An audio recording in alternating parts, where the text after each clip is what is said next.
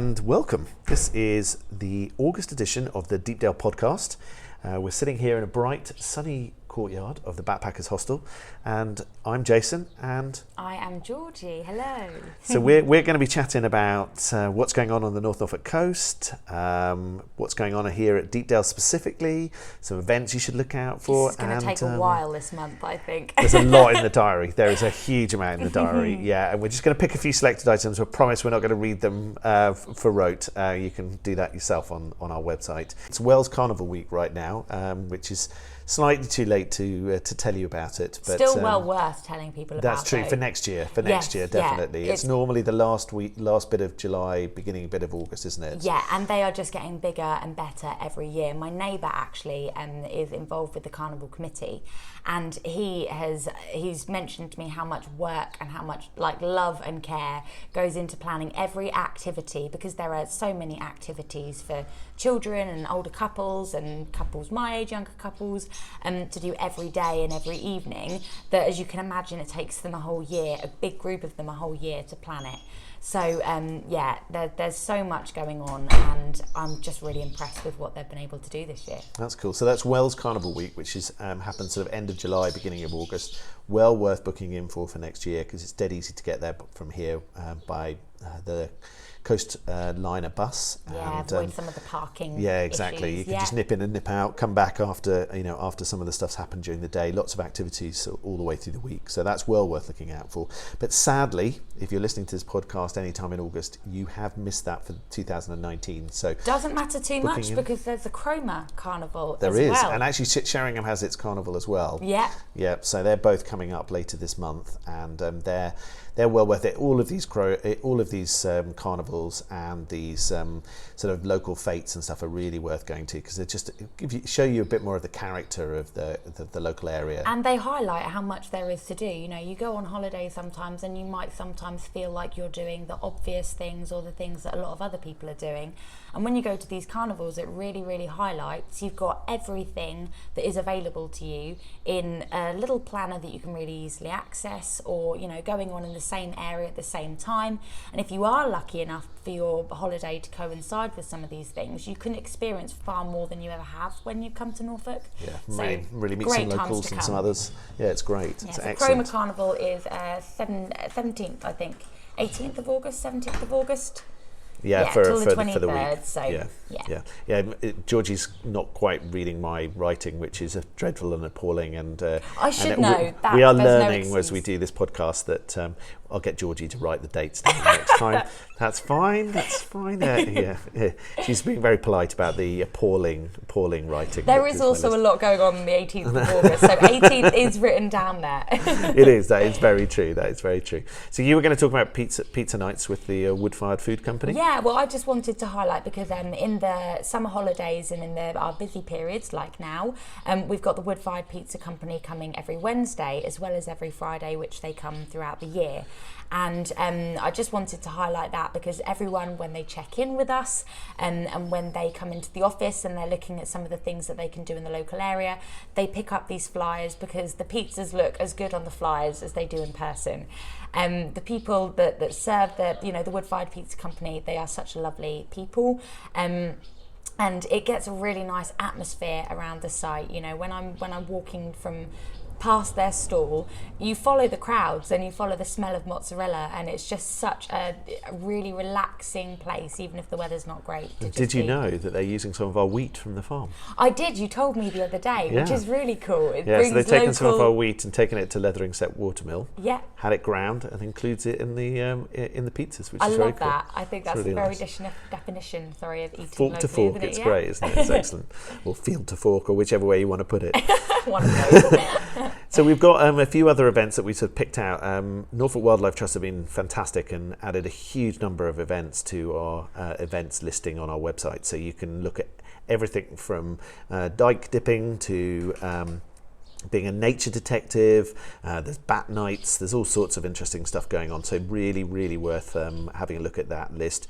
All sorts of stuff all the way through August and September. And they run stuff all year, but they've been really good and just sort of added a whole lot of summer events. So you've got lots to keep everybody in the family entertained and learn a lot about the local area. And the pop-up shops at Dalegate Market continue. They've got some really interesting artisans and producers coming in there. You'll find 4 different ones every week. They change over on a Wednesday, so don't come on a Wednesday to shop there, because you might be disappointed as they're setting up then rather than available for shopping. But you'll find lots of really interesting stuff coming in there, and that's in the shops. It's like a mini spring market throughout the year, isn't it? Absolutely. There's a really, really lovely little... It's great. We have people coming from as far as Cambridgeshire and Lincolnshire, and they all sell such different things as well. It's a really nice chance to see like handmade things that you would never have thought of making yourself, and they've been done really well. So it's there's some really nice stuff there. And then as we come into the sort of middle of August, there's the Burnham Market Craft Fair, another craft one there. Just down the road from us as well. Yeah. Very conveniently placed. I think it's the first stop on the bus. Don't try and drive. Yes. Don't try and drive. Yeah, definitely catch the bus for that one. It is crazy busy in the centre of Burnham Market, and most of the roads are sort of snarled up, but you can wander around. Lots of really interesting stalls for that one. That's fantastic. What else has caught your eye? I think for me, the things so in Hunstanton, I love Hunstanton, it's such a lovely little town. They've got quite a lot going on the 18th of August. They've got their Hunstanton Kite Festival, and they've got on the same day, they've got their Hunstanton Sandcastle competition. So the Sandcastle competition is being run by the RNLI, which is obviously a very good cause, and the Hunstanton Kite Festival is being done by the Hunstanton Lions, who are obviously a very, very big pillars in the community, and they help us out a lot with our Christmas market and things. I shan't mention the C word during this podcast right now. It's already, you've already done it. It's just too late. Can't go back on that. But yeah, they're both really, really good, really, really good causes, and they're going to be a lot of fun actually as well. So yeah, the Hunstanton Kite Festival is fantastic. It's just the things that people can get a bit of nylon to do is just incredible, really. See, I've never really been very good at kite flying, but sandcastles, I am your woman, so I'm going to be... Well, that's fine. You can do the sandcastles, and I'll go and be inspired by the dragons and the Spitfires. I'm just going to be sat in the sand next to children, though, getting very competitive, and I think it's... I have a feeling the RNLI competition will have to include both an adult and a child thing, because there's some very, very serious sandcastle makers. Oh, fantastic. Well, I'll be entering into that category then. Yes, yeah, we're telling children to go away. So you can... Stop stealing my ideas. Yeah, no, not at all. No, some very cool sandcastles. That there's the little princess castles right through to just Holcomb replicas. Yes, exactly. Yeah, and sort of Paris. Small. The Notre Dame before. Absolutely, absolutely. So those are some of the excellent events. There's another one that's going on all the way through August and right through until September, which is one of my favourite things. Yeah, the Henry Moore, because I love Henry Moore. I love sculpture, but Henry Moore particularly. And Houghton Hall have done it again. They've got yet another amazing exhibition. I loved the last one, the Damien Hirst. I'm excited to see the Henry Moore. I can't do Damien Hirst. You weren't as sold? No.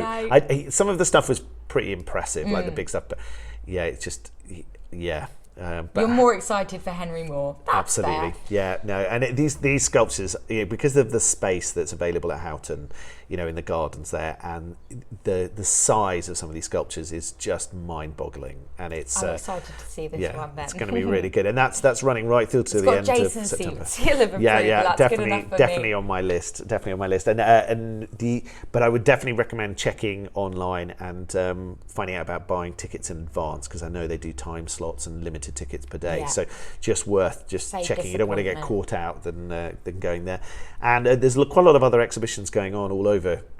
So if you're into your art, there's lots of exhibitions. But another one that's on till sort of the second half of August is the Norfolk Artisans exhibition, which is well worth having a look at. But all of these events are listed on our website. So if you go to deepdalebackpackers.co.uk and click on events, you'll see a massive list of events on there, of all shapes and sizes, from small fetes to grand exhibitions, and click on, find a lot more information, links through to their the individual website, and it's a great source of information. So this is about the Deepdale Festival, which happens at the end of September, the 26th to the 29th of September. We have 3 very full days of music and a Thursday evening for those who are staying. And Chris has put together the most amazing lineup, and I'd like him to tell us a bit more about it. So go on, tell us what's going to be your highlights of the festival.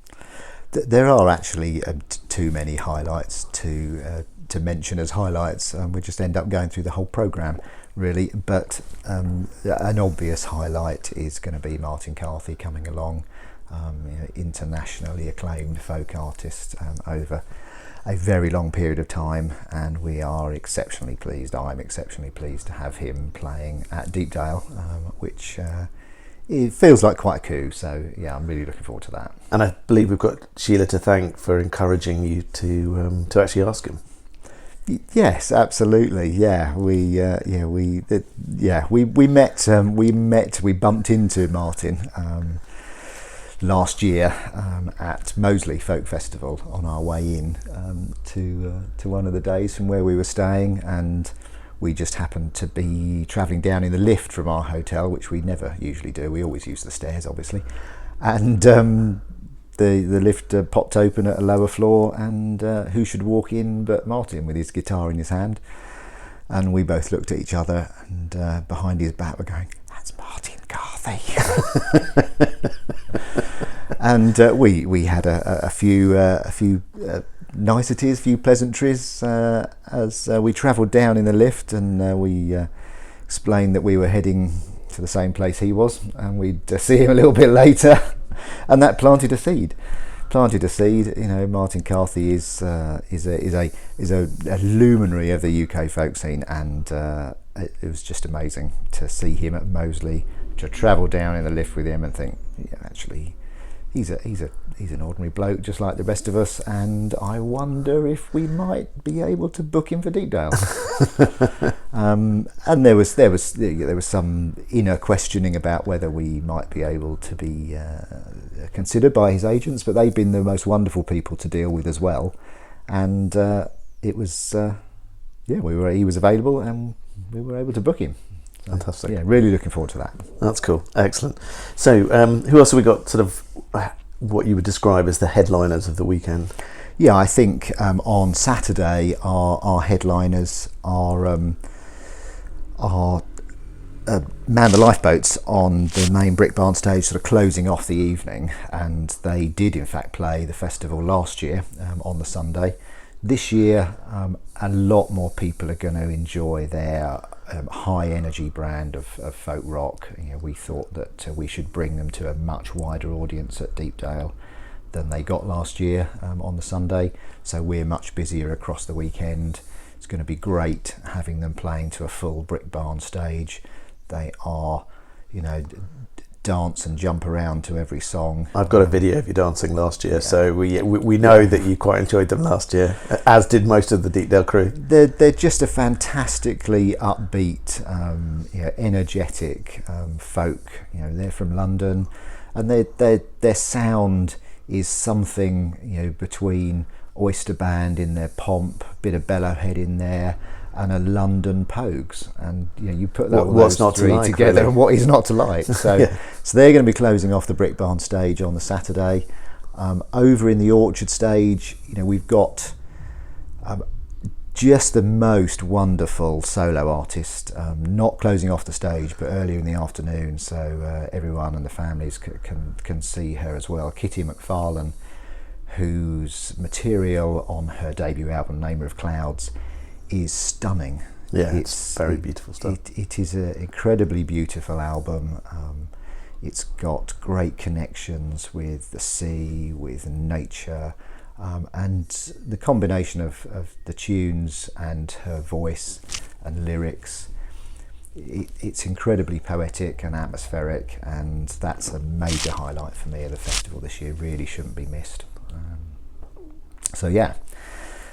Followed by Cutthroat Francis from Bristol, Eastern European tinged and jump up and down folk, which we're really looking forward to, and then we've got Fred's House, who are an uncategorizable band, really. You're moving across all sorts of genres, pop, folk, rock, bit of soul in there as well, over from Cambridge, and so great couple of bands closing off that stage as well.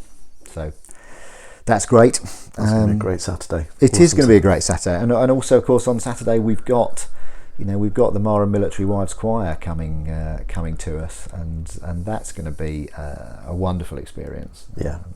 A little taster in the Orchard stage, and then main concert over in the church.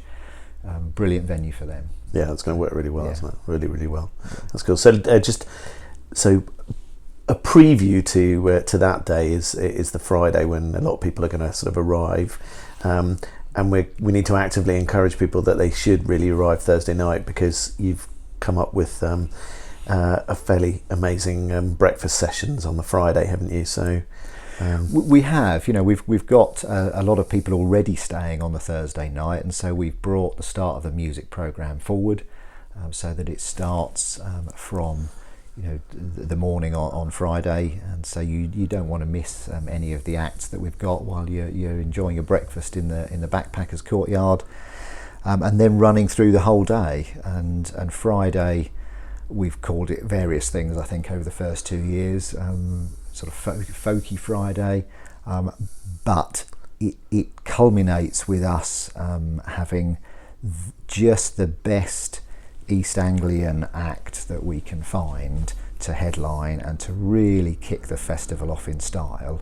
And this year is absolutely an exemplar of that. We've got a band that is certainly East Anglia's band of the moment, and they are flying. They just launched their debut album. We went to the launch just this Sunday gone. Yeah, we're going to play a bit of the interview after this, and then put the rest of the interview out later in the month. Yeah, I got to chat to them, and before they went on stage, and they just blew the place apart. Fantastic performance. They're getting huge reviews, hugely positive reviews for their album, and they're going far, I think. I hope so, certainly hope so, and that's Morgan Way. So we are so looking forward to Morgan Way playing on Friday night. Again, genre-busting music, but folk, rock, country, Americana, all in there. If you can hear influences of Heart, Fleetwood Mac, all sorts. Fiddle on the stage as well, an integral part of the band. So it is really special on Friday, and so you certainly don't want to miss that. Yeah. Okay, and then the final day, when we've got Martin Carthy on Sunday, and we've got Gentlemen of Few. We have, yeah. Yeah, we've got them coming. They've played before at Deepdale on one of our Sunday sessions, and tore it up, and they're coming to do it again to close out the festival, really, with an opportunity for everyone to jump around and dance the night away in the Brick Barn.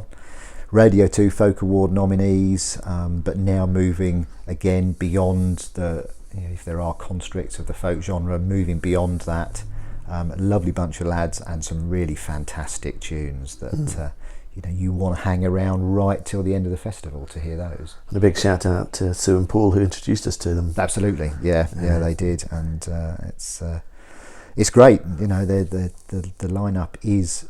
I'm very, very pleased with the lineup this year, even if I do say so myself. And you really, really don't want to miss it.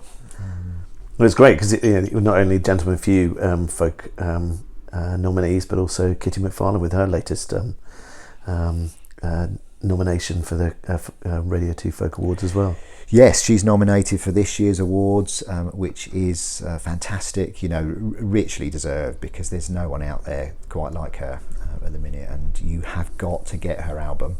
Available in all good HMVs, definitely, and the information centre, hopefully, just before the event. Support the high street and support your local music shop. So yes, we're immensely happy to have artists of that quality playing at Deepdale. It's as far as I'm concerned, this is the festival you want to be at if you're in and around East Anglia and you are into your roots and folk music. You don't want to be anywhere else. Fantastic. So if you want any more information on any of the lineup, any of the bands, we're adding information about them all the time, just head to deepdalefestival.co.uk. Most of the accommodation on site has now been booked. Certainly all the camping accommodation. There is the groups hostel available and 1 or 2 beds left in the backpackers hostel, but there are lots of day tickets still available, selling nicely, if you've got somewhere else to stay or you live locally, we'd love to see you. So that's deepdalefestival.co.uk, and come and join us on the last weekend of September. Cheers, Chris. Thank you. Thanks very much. See you there. Okay, so we're here with the guys from Morgan Way, and we've got Kieran, we've got Callum with us, we've got Nicole, and we've got SJ. And that's great to see you guys. So if you could just say hi to the Deepdale listeners, that'd be fantastic. Hello, Deepdale listeners. Good afternoon, evening, or morning. Hello. That's fantastic. We're here at the waterfront in Norwich, just before Morgan Way head up this fantastic bill of country and Americana acts that we've got playing this afternoon, finishing off the launch of your album, guys. Is that right? Yeah. Our album came out on Friday, which Friday the 2nd of August, and today is Sunday the 4th of August. So there you go. It's been a very much an album weekend, and it's been a long time coming to get to this release date, and so it's kind of surreal, but we're really excited about this. It's quite a special show because we're playing the album in order, start to finish. So it's probably the only time we're ever going to do this, but it feels quite fresh and interesting because we've been playing a lot of festivals and doing the sort of similar kind of set lists, and this is totally different tonight. Fantastic, that's great. So so much I've seen on social media, so much has been happening in the last few weeks and months for you guys. Can you pinpoint the start of when this sort of avalanche or hurricane started?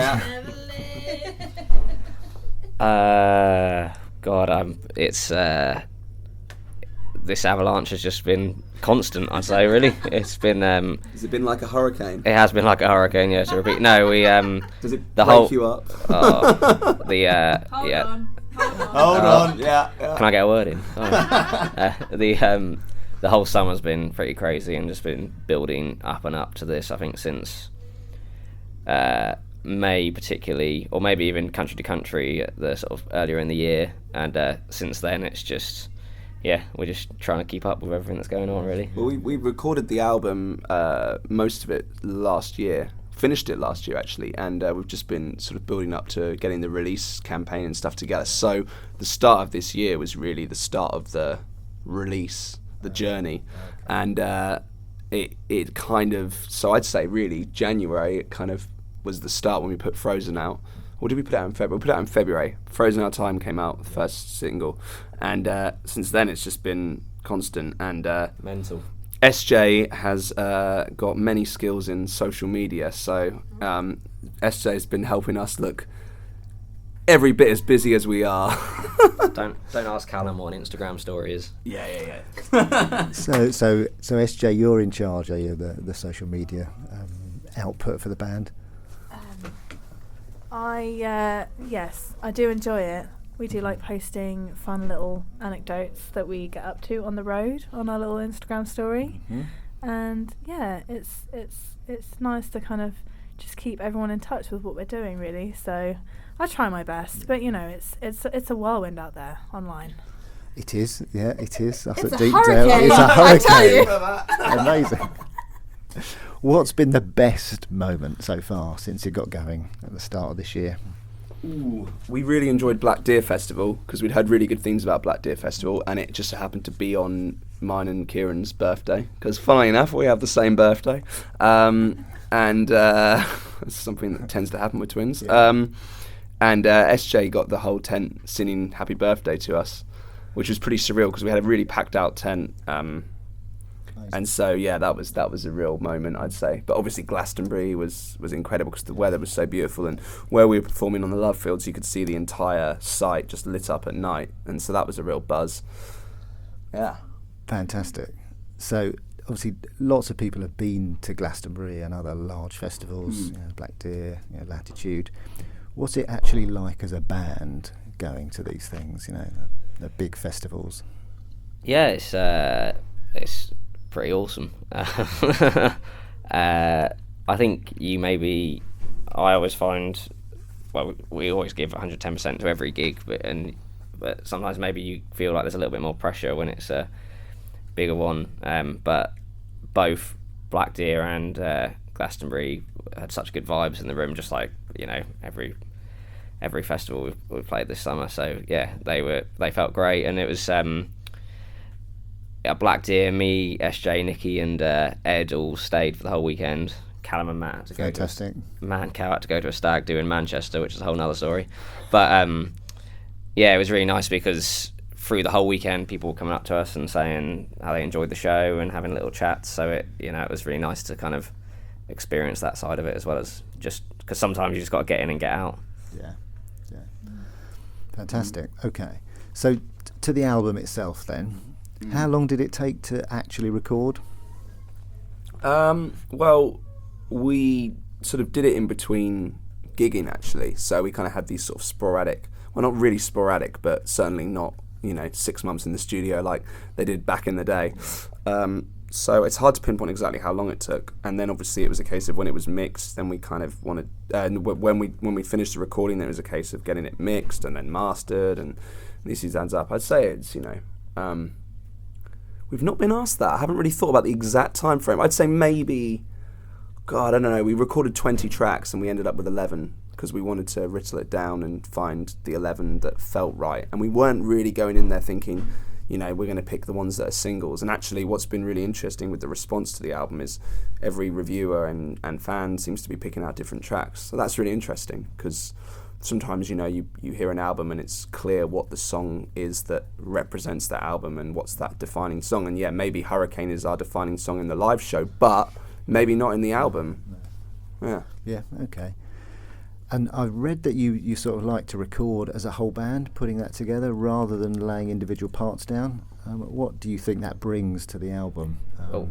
I think, the main thing about this band is playing live together, and when the six of us sort of create something together, that's what makes the sound. So in the past we've done it when you sort of record the drums and you record the bass, blah blah blah, and it just felt we did do layering, we did overdub stuff afterwards, but getting the core of us playing together created an energy that you could then build on, which felt more authentic to us, as opposed to we're not the sort of band where you loop a beat, well maybe we will one day, and build a song around that, but it's more when we perform together, so we wanted to capture that as well. Tom Petty did say that no one gives a rude word how a record's made, they just care if it sounds good. So there is definitely that element to it, but having said that, we hadn't actually, as Kieran said, experienced recording an album when we're actually playing it live in a proper studio, and it made such a difference. So yeah, that was a real buzz. And many people have described your sound in many different ways. How would you describe your sound? We describe it in many different ways.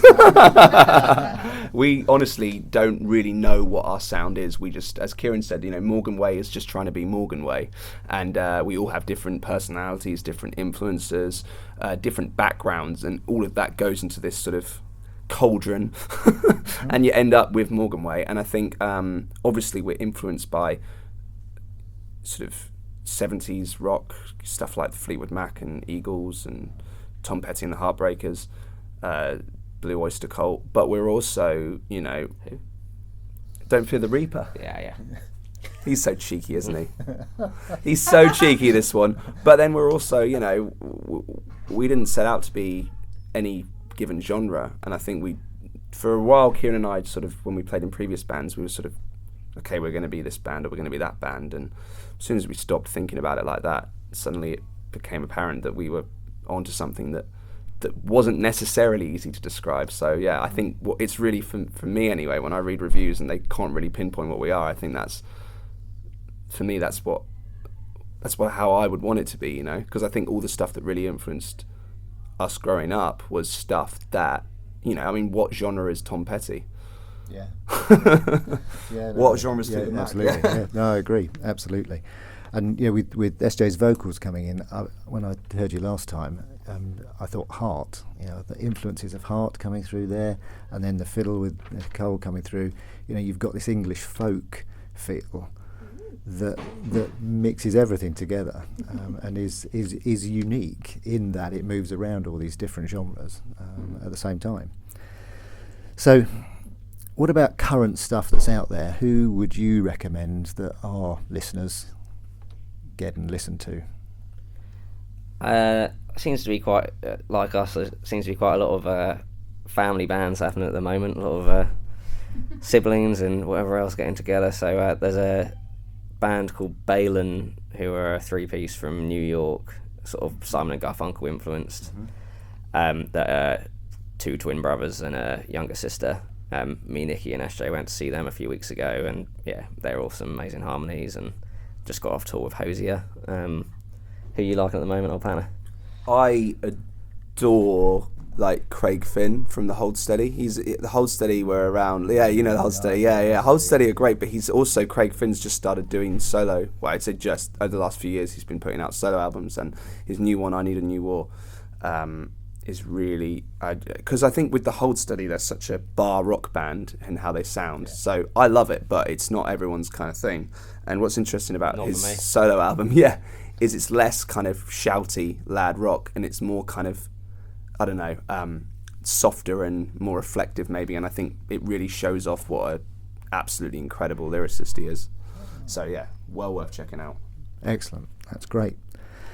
So then finally, apart obviously from playing Deepdale at the festival in September, what's coming up for you for the rest of the year and plans for the future? Yeah, we've got obviously the main plan right now is getting this album out and playing as many shows as possible to support that. So we're got a few shows in September, of course, including the awesome Deepdale Festival. And then October and November we're on tour with the CC Smugglers, playing all across the UK. And then we're sort of currently booking a sort of headline UK tour for early next year, sort of February, March time. Fantastic. And I guess it'll be festival season again. So yeah, just constant road work. That's great, guys. Thanks ever so much for talking to me. We'll look forward to seeing you at Deepdale. Good luck for tonight, and I hope the album soars. Thank you so much. Thank you so much for listening to this August edition of the Deepdale podcast. Been great to have you with us. For more information on any of the events we've chatted about or the Deepdale Festival, then please head to our website at deepdalebackpackers.co.uk. We just happen to have a sample of Morgan Way's new single, Let Me Go, which seems apt as they play us out at this edition. Thanks again for listening, and we hope you'll listen again next month.